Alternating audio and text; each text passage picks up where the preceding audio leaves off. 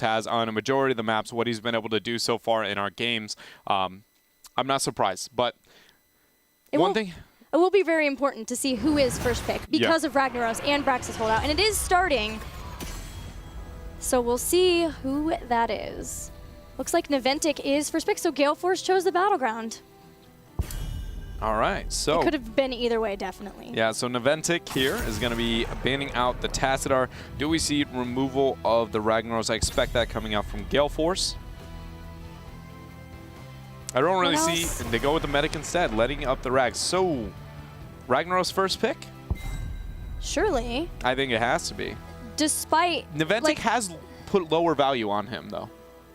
Take away everything else that has made him so strong in both Europe and North America, and look at Brax's holdout in the objective. You have to be able to have a good defense versus a Zerg push if you get behind in the beacons. And Ragnaros is incredible at that. He buys time on the fort by giving it an extra health bar, and he has multiple area damage abilities while in a Molten Core and as himself to be able to clear out the Zerg.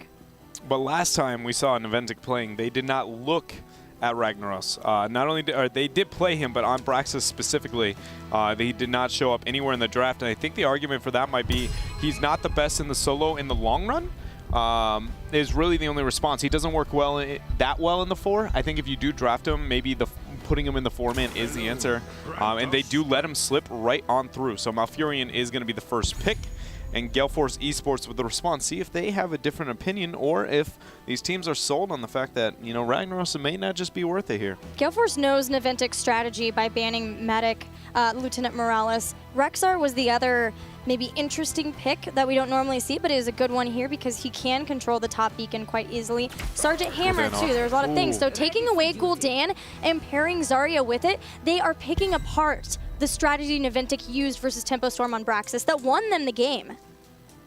Yeah, it's a really interesting route to be able to take, and putting Gul'dan and Zarya together when they know it's very unlikely they will get a support that is comfortable. But at the same time, I say that a lot of teams have not felt comfortable banning out the Ariel.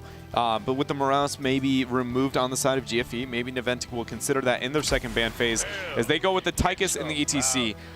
Though we have, you know, put out the results of Tychus and they haven't been pretty, I think this is one of Tychus's better maps, purely on the fact that you have to stand on a shrine to be able to, you know, win the map objective. And usually it's a tank with self-sustain, and Tychus post-13 especially, he's going to win that trade. Almost every single time. He will force you off of it and buy time for his team.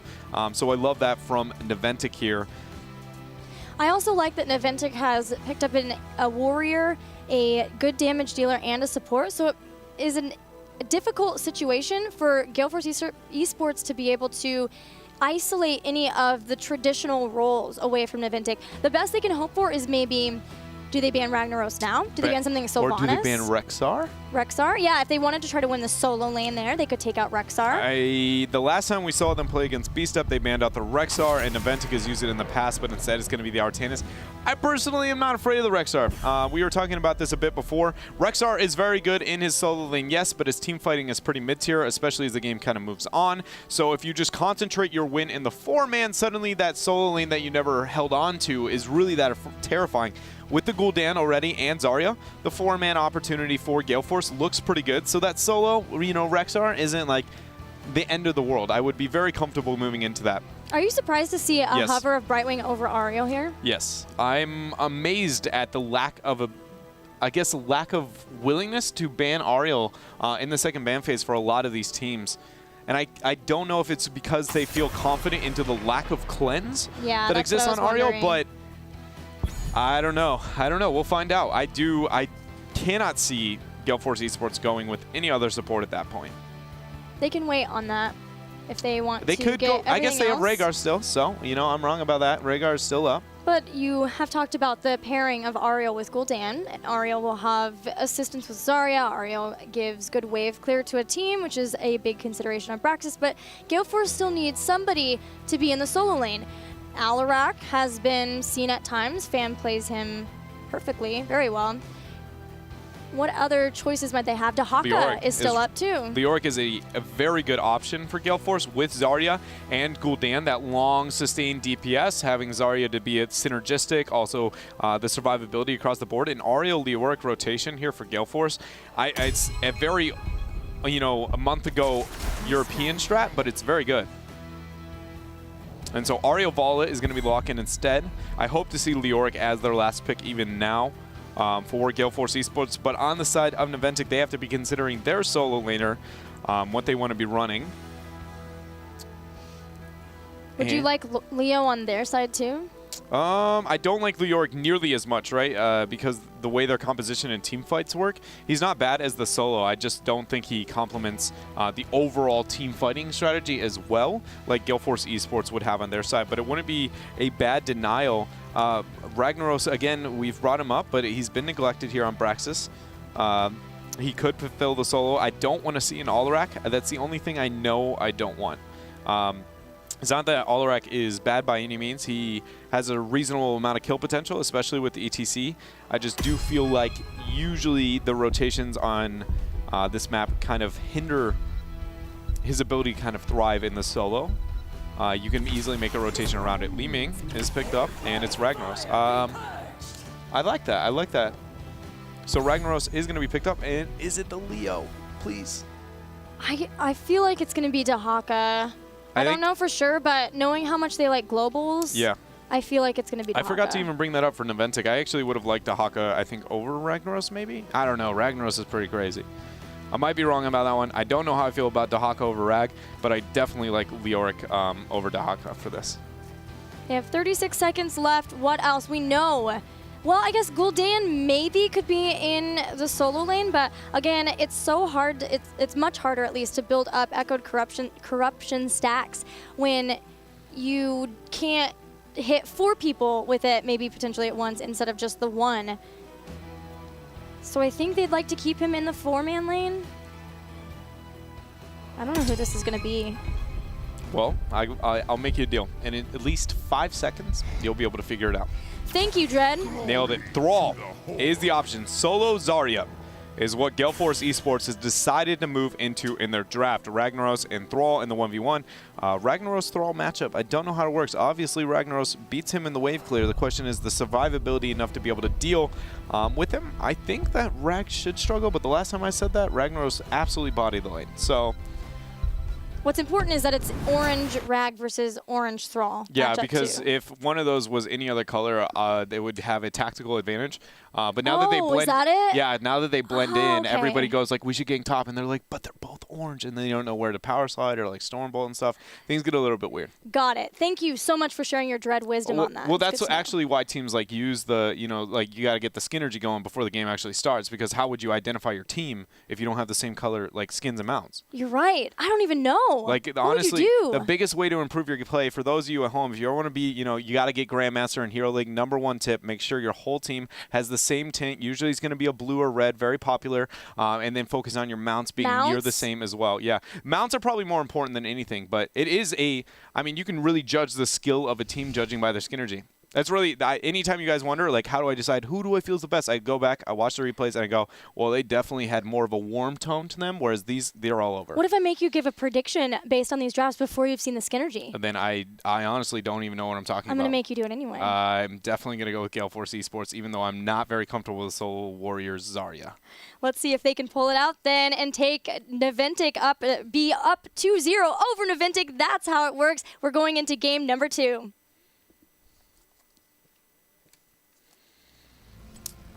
Here we go. Naventic is already down 1, but on the blue side, they're going to be trying to turn around a Braxis holdup. B-Kid is going to be on ETC. Ragnaros played by Tomster. Zuna on Li Ming.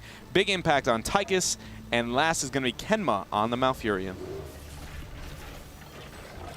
And over in the red, the members of Gale Force Esports. Michael Udall will be playing Gul'dan, Akaface on Auriel, Equinox playing Thrall, Fan on Zarya, and Crowan playing Vala. Fan on Zarya. This team continues to amaze me. Michael Udall playing Gul'dan. This team continues to amaze you. It's just with the diversity of the hero pools, is that it? Like, because we have Fan, he's going on range, he's going on melees. Yes. Udal's getting the swap. He's now the main tank. Yeah, that is interesting choice. We'll see how it works out. Already here, we do see that Ariel has decided to opt into her Q rather than the W. Maybe not feeling like she has enough melee heroes on her team to justify that type of build. But I do expect at 7 for her to be concentrating on the cooldown as long as she has a Gul'dan onto her team. Crone's in a tough spot, but Aka's got the Detainment Strike to keep it up as Zuna got his health bar deleted right there. It's a mutual agreement for teams that the 4-man is in the top and that they're in the bottom, and that you have the solo laners in the top. But Gale Force Esports has forced Naventic to respond to them up in the top lane, and it seems to be throwing Naventic off a little bit. At least that Gale Force have been able to get the health bars of Naventic down as they rotate in to respond. A lot of damage going on to Zuna too. Fan putting out a lot of damage with those grenades. We do see BK go for the power side. Beautiful juke for Crowan, but he did get rooted there by Kenma. He does use the vault, and he's going to be able to survive thanks to Fan's shielding and Akaface with the support. He's going to go ahead and heal everybody else right back up here. So, moment that was a little scary there for Gale Force Esports, but they managed to work it all out here. I am admiring the solo because I don't really totally know how it's going to play out. Especially with Tomster trying to stack. Hopefully Equinox can do some fancy moves to try to slow down the stacking of Tomster with his Sulfurous Hungers. Now the beacons are about to begin in just a few seconds. Here's where we'll really see who is favored in that solo. Whoever is not has to make sure they're winning the 4-man, or rotations must be made. Michael Udall is in trouble. Zuna jumps forward, taking a lot of damage as he teleports into a lot of damage himself. And while for now the top is being held by Naventic, Gale Force Esports staying nice and healthy between shields and heals from Akaface. It's going to allow them to pick up the beacons and start some progress. Yeah, and he already has full hope there, so he's going to be able to restore so much HP. That is the beauty of Gul'dan and Ariel together onto the same team. He's going to throw out a couple of spells. Suddenly, that's full bar hope. Everybody's going to get healed up a little bit there. Power side coming out. Fan already lost his shield during that. Kemet does eat a bit of damage coming out from Mike Udall's E. On that note of Mike Udall's E, he's looking at half stacks already here, 2.5 minutes into the game on his Echo Corruption. That suddenly spikes his damage so insanely high. It is absolutely ridiculous in this. Is going to be 100-0 Zerg Rush already for Gale Force Esports. So that is a huge problem. The 4-man was won hardcore by Gale Force Esports. Already one tower was taken down, and that's the lane where the Zerg Rush is going to push in. Equinox won the solo lane versus Ragnaros. Ragnaros is going to come in, expect a Molten Core at some point to try to take down these Zerg, but with 100 Zerg Rush to basically nothing at all for Team Naventic, Gale Force are looking at this fort like fresh meat. Yeah, and there we see Tomster's going to be able to take that up, eat a bit of damage, get rid of the Zerg Rush. He does a pretty effective job of removing a lot of the health there as it is closing below 13,000. But I expect Gale Force to be able to secure this fort, and if not, a lot of damage onto it. BK does power slide the root follow-up on Udall. The self-heal and Ariel should keep him up for now. And Gale Force Esports, for about the 3rd time in a row, runs away here, barely surviving. But they survive. They didn't give any kills to Team Naventic. Naventic keep the fort alive, but it's about halfway down, and that's largely thanks to Ragnaros taking out a lot of the Zerg. So I'm sure they're very happy they ended up picking him up, even though it was later on in the draft. I'm wondering now what Team Naventic will do. Looks like the first thing is to take out Equinox, who has been happily soloing in the bottom lane, and that helps even out experience a little bit. As Gale Force take out the fort in top, they'll bring that right back, getting them closer to level 7 talents. There is one thing that I will say Naventic is exceptionally good at in the North American scene compared to its counterparts, and that is on 2-lane maps, making rotations to be able to get the ganks onto the solo. It does seem like they do a far better job of kind of baiting vision consistently to the point where bottom really, or top, you know, whatever the solo laner is, never really has a total grasp of all of their positioning. So right there, it does net them the kill over Equinox. But again, they are still very far behind in this game, and the fact that top fort has already fallen, and Fan's going to be rooted and stunned. That's all the healings already. He's going to be going down. Very well done, the combo there from B-Kid and Ken. Detainment Strike missed too to stop B-Kid and let Zarya get away. So it's a little bit of time where with the Hellbats, Naventic can try to take down towers and open up for future Zerg pushes. We do see at level 7, actually, we went with Energized Cord for Ariel. Yeah, that helps. It helps Ariel increase her own hope, so she's able to build up her hope a lot easier with her own damage to both minions and to heroes significantly too. So I guess just trying to deal with the damage that already Naventic has been able to put out and will continue to be able to put up with heroes like Ragnaros, Leeming, and Tychus having consistent healing. But it does mean that they don't have the reduced cooldown on Ray of Heaven, so she which can't. Is huge. Yeah, she can't use it as often. And that could be a problem. What it means more than anything is that Akaface has to be absurdly accurate and efficient with his healing. The minute he's going to be used like this, possibly onto Crowan, now he doesn't have that up for a short period of time, right? Typically, the hope built by Mike Udall is going to be so fast in a normal fight that you get 1, 2, 3 Ws off at near maximum value. But the fact that he's got with the Energized Cord, he can get those, yes. But if he uses his first full stack of hope and it doesn't secure the survivability of somebody, Aegis is his only reserve left to be able to make sure that they do not die. So it's not that it's a bad talent, it's more that it's just very hard to do accurately, as we see Crowan miraculously survive. What it says to me maybe is that Akaface is more concerned with the target, the focus firing of Naventic, and being able to burst heal way faster, and so have that up again, that it's full every time, his hope bar, versus being able to heal quite often. But it does seem strange, especially with both Vala and Gul'dan. Yeah, that's a level 7 talent dream right there. One of the main reasons you pick Ario, but we'll see how it works out. He's just got to be very accurate and patient. Good deterrent there from the Detainment Strike, but the Root's gonna secure that one up very quickly here. Thrall continues to hold the top beacon. Only 12% has been channeled for Team Naventic. So if there's any hope for Naventic to start channeling more of the beacons, they're going to have to send somebody up. And with Gul'dan down for a few more seconds, it's the perfect time to re-split up. They need to make sure they have the right amount, especially considering that there still are healthy members of Gale Force in the bottom. And so they'll just trade out once again. We do see that Gul'dan is now going to be making his rotation to the bottom lane, so Naventic only has a small advantage, minus the fact that they do have 10 right now. Gale Force will be trying to close in on that as soon as possible and then probably aggress forward. As fans questioning whether or not he wants to get on there. The power slide comes out, but no follow-up CC is there, but the loudspeaker isn't enough. But Crowan just 1v1ing Zuna there. Kemba pops the Twilight Dream to try and peel, but very well done. Repulsion Zone splits Kenma. Oh, I have never seen Crowan turn up so hard in my life. My goodness, did he just confirm that? He did, and Michael Udall immediately split down and threw out Horrify to stop anybody from catching. Here comes Stage Dive on Equinox, though. Why he is here is a question. So if you're a Smash, maybe not needed to take him out, but just in case he goes down. But Earthquake is still there. Tomster's going to drop. Yeah, that was definitely not needed there. The Sulfura smashes, so that's going to be a cooldown that we're really not going to have available for Naventic. B-Kid is trying to get on this and buy as much time as Zuna is capturing on the bottom half of the map. But I think we're going to try and take another look at what just happened in that beautiful fight in a matter of moments here. Oh, good job, Mike.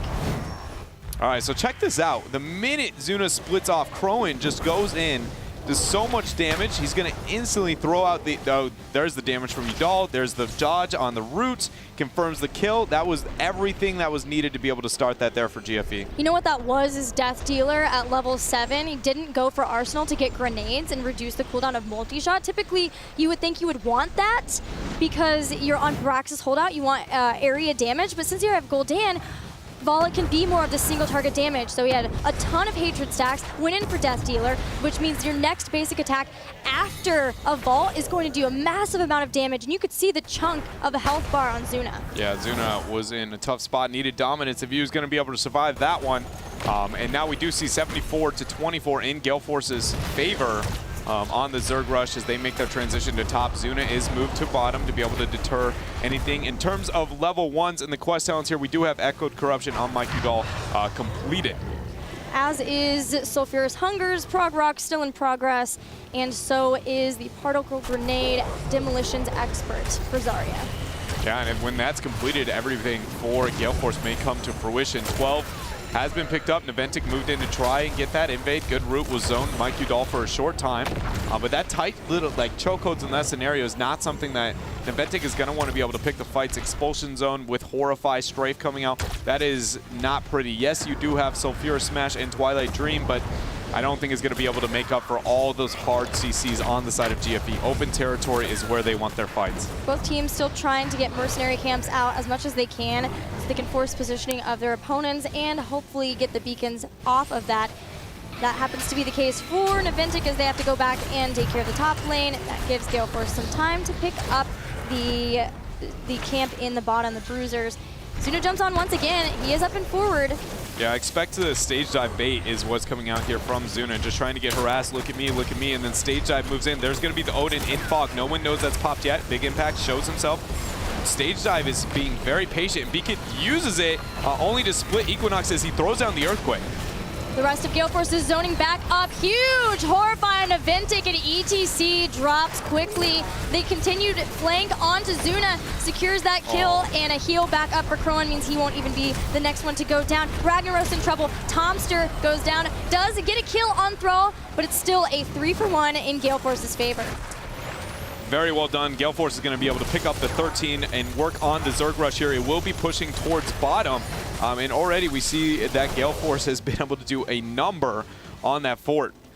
I can't help but feel like Gale Force is just flat out playing Naventic here through this series so far. They're doing everything right. They're being very aggressive. They're taking control of the game. But more importantly, when Naventic makes the mistake, every single time they're doing all the right things. Like Equinox instantly realizing this guy is, you know, that stage dive was not very good. Let me just throw the Earthquake, make the positioning even worse. Then you see the Horrify as the follow-up, and Naventic isn't obviously not getting smashed by any means, but Gale Force really seems to have their number. Naventic started out versus Tempo Storm looking very unsynergized in week 2 and built up momentum as the series progressed.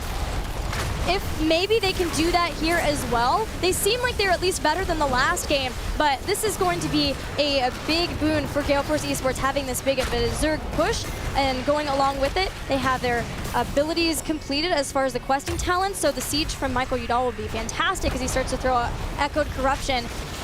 Odin's going to be used back behind to help out the defense. Molten Core has already been used too.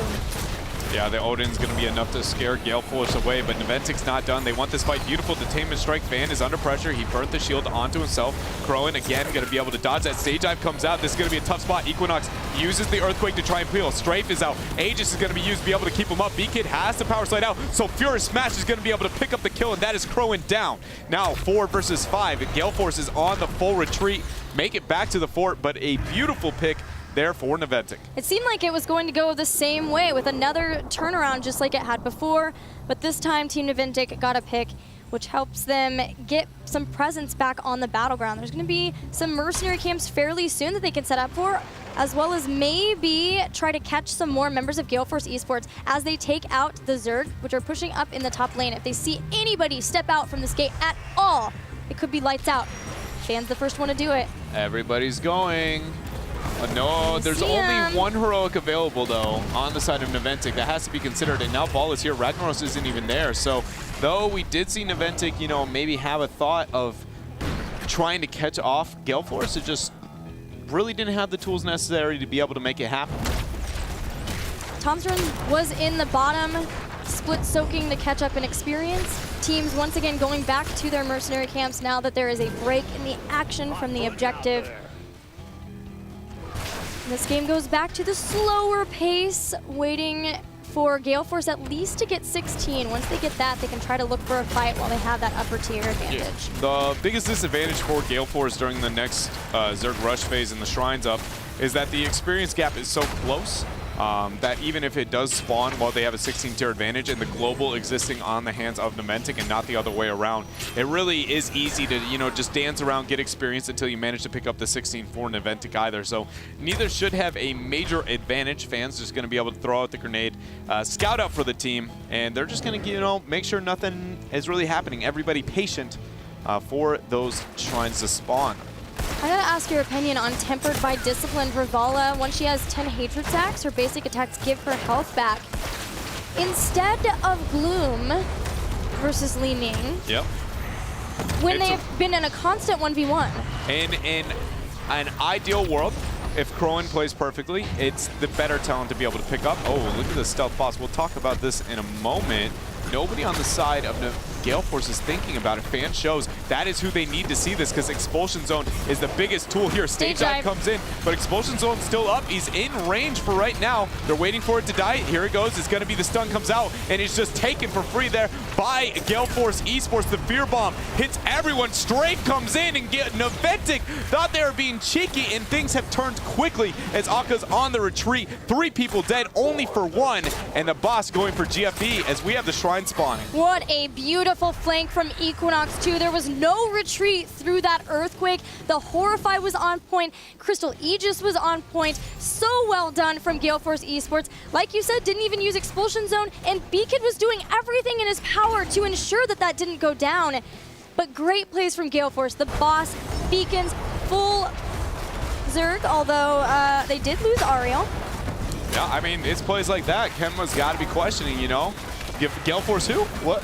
Where are they at again? Because right now, Gale Force is just not stopping. It looks like a very, very new form, very comfortable, something we haven't seen from Gale Force Esports in so very long. And now they have a camp pressuring up bottom. Top keep is falling to the beast, and the Zerg Rush is going to be looking to move in here. Everything is falling apart for Naventic after that play. Molten Core's down, too. Yeah.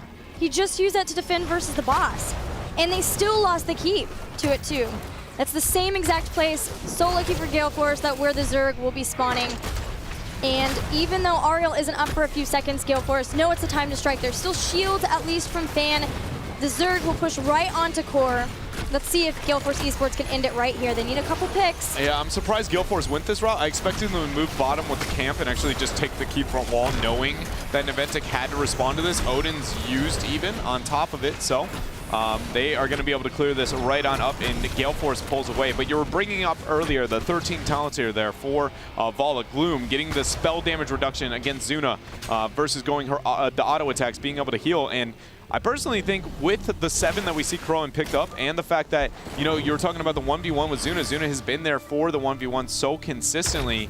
As long as Crowan is, you know, having the micro that he's been able to have in those matches and doesn't eat a lot of poke, that self-sustain is beautiful, because Vala has been diving, constantly diving, right? Whereas Ariel can't just heal Vala on her own without that 7, especially for the Ariel. So Vala's got to be self-efficient, essentially. I get a Zarya shield, I heal myself, and I pull nothing from Ariel, because we need Thrall, we need everybody else to be able to heal off that Gul'dan with the Ariel pick. So I think I like the choice there, but that is a huge combo going out the Fan, and somehow he survives, and the reset is going to be real here as Kenma burns Twilight Dream. And Ice Block too, but he's in the middle of a bad situation, being Earthquake. Crowan comes in the back, off to the side with the strafe. Equinox continues the chase onto Tomster in the bottom. Crowan with the last shot takes out Li Ming, throws out Hungering Arrow, misses Biggie. Does Biggie have Running Gun? Throws out a grenade, Running Gun's forward, hit by Poison, still alive for now.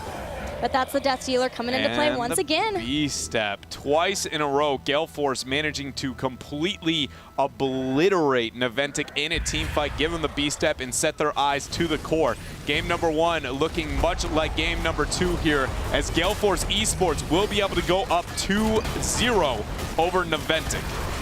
It was a closer game for sure, 15 kills to 9 this time. But still, this patient, beautiful play, synergy from Gale Force Esports on lock, and we questioned their flexibility with how much they're going to be swapping roles, but so far, they have been playing fantastically this HGC. They are very easy for me to say the most impressed I've been by any team so far in HGC. They right now are my, I never would have expected this coming out from them. I'm very pleased with their play. Naventic is playing very, very well on top of it. I questioned after seeing Gale Force in the first series, but this one is nice. Well, guys, we are going to go to a commercial break. When we return, we'll see if Gale Force Esports will win the series 3-0. See you soon.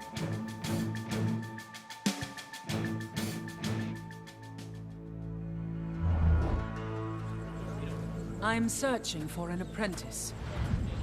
Someone to train in the art of righteous warfare.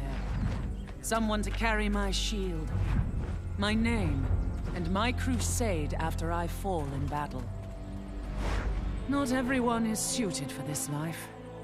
The crusade is a heavy burden, but someone has to carry it.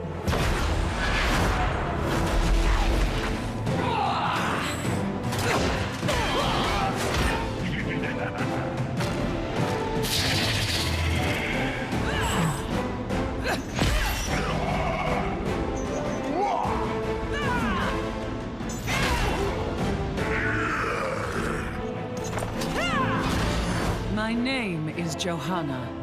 I am searching for an apprentice. Interested?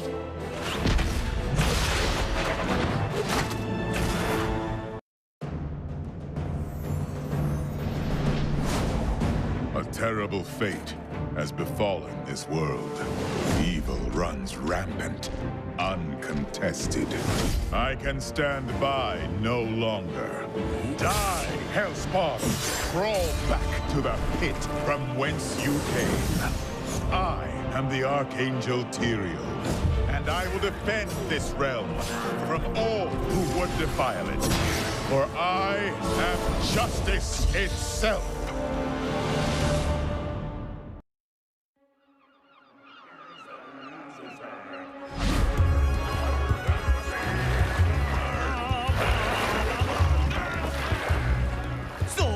One day I wake up to find that me and my friends are lost. Again! No one said it was your fault, Olaf. But if there's one thing we're good at, it's... getting lost? No, Balog, we're good at... Now what? Listen, I'm trying to say that if we stick together, there's no obstacle. Oh no! Back up! Oh no! Like I was saying, if we work as a team, the three of us, we can accomplish anything. Don't mess with the Vikings. That's right. Oh, Eric, I gotta go remove that, please. Now? Couldn't you have gone before we left? Oh. Welcome back to the Heroes Global Championship in North America, where Gale Force Esports, I'll say it right one of these times, is up 2-0 over Team Naventic. But it is important to remember that Naventic versus Tempo Storm were down the first two maps and then came back and were able to bring some sort of momentum swing to take it to Game 5. I mean, that is very true, but another thing that we do have to consider is the fact that they had their comfort pick when it comes to the maps to be able to, you know, shift that momentum into their favor, and that was Battlefield of Eternity. Gale Force has already been able to convincingly beat them there, so... And same with Praxis Holdout. Yes. Really, it's just down to Infernal Shrines. Guys, you guys have been tweeting us, talking about this rivalry.